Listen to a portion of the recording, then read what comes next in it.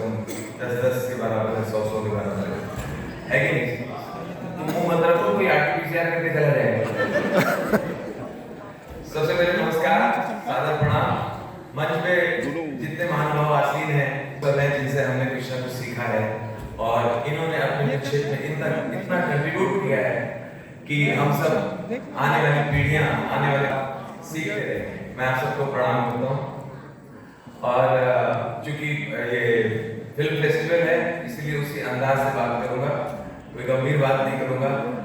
मैंने 2-2.5 साल से पहले मैंने मुख्यमंत्री जी से, माननीय योगी जी आदित्यनाथ जी से विनती की, निवेदन किया था कि हम लोगों ने मुंबई जाके बहुत हम भूखे रहे हैं, भूखे हैं, हमारे पास पैसे खत्म हो जाते थे, किसी दोस्त के यहाँ रहते थे, किराया नहीं दे पाते थे, वो खाली करने को कहता था।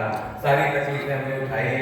मुंबई में महाराज जी फिल्म सिटी है, हैदराबाद में फिल्म सिटी है, अपने यहाँ क्यों नहीं हो सकती?